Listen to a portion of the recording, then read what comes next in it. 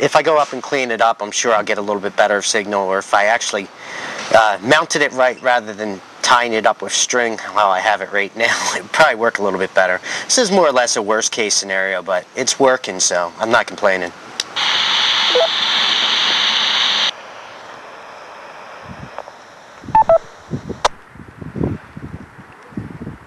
Well, before you start hobbling up to the roof and playing with the antenna, hold out on that until the last minute. I'm going to see if I can try to get you a 70-centimeter Yagi antenna. I need to build a few anyway. CR gave me a really good idea about using the spokes from an old bike tire as the actual driven elements. Those should actually hold up pretty well. I've been wanting to try that, so if anything, I can always design a 70-centimeter Yagi for you. And next time you come down to New York City, come on, pick it up.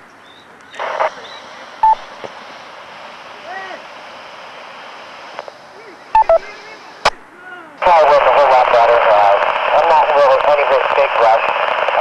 Hopefully when we get that built, maybe sometime when we get down in the area, so I can time you into climbing up on the roof and putting it up. I don't have too much time getting up on the roof.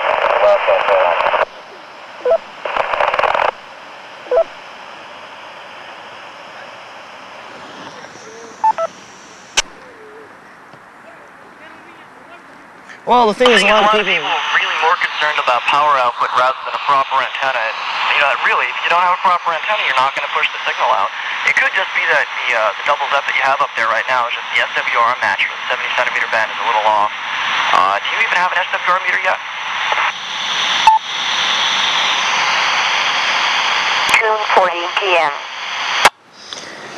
Not yet. I've been looking at them on eBay. They're not too expensive. I'm probably going to pick one up. I just haven't gotten to it yet. Too many other projects to do.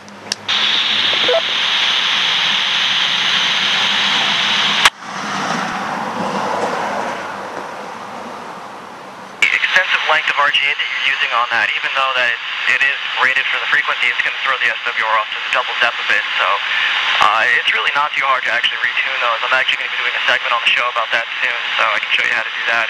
It's pretty simple. But, either way, having a proper antenna is always more important than having high power output. Like I said, right now I'm only pushing 3 watts. Matter of fact, I'm going to bump this down to actually half watt, see how far I can push out.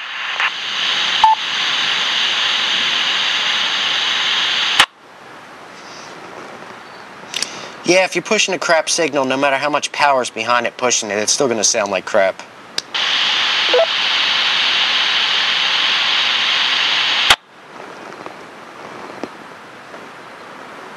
Yeah, power's not always a good thing, especially when you have way too much SWR and you blow out the finals. I've known people to do that.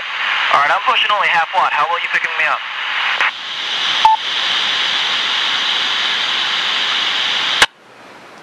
You sound exactly the same. There's really no difference.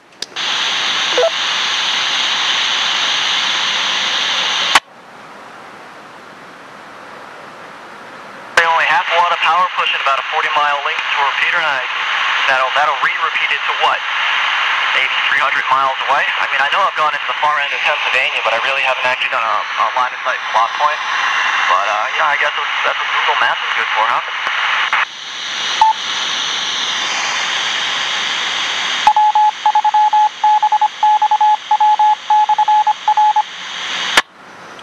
Yeah, I'll look at the map more when I'm typing up the show notes, whatever, and try and figure out the exact square mileage that this network covers. But it's pretty extensive. It's really impressive.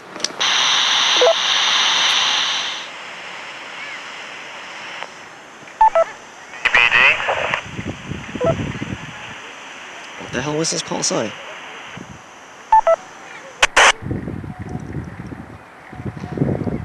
Go ahead, calling station. Can you repeat your sign, please? I missed it. N3, JBD, November 3, we had Bravo Delta Portable. Yeah, guys, I'm standing here in a backyard in Lancaster, Pennsylvania, so this is a great system.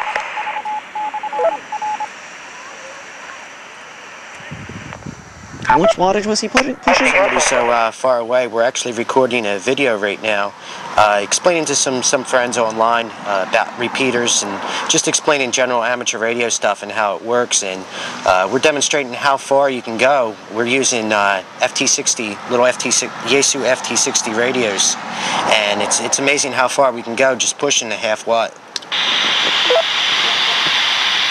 Hey, Roger. very good. Yeah, I'm running full power, 5 watts on the HT here to the Honeybrook link. So, very good. Well, I can't hold it. I just want to let you know that the system works great, at least out to Lancaster, Pennsylvania. 73 guys, N3JBD, portable. I'll be listening.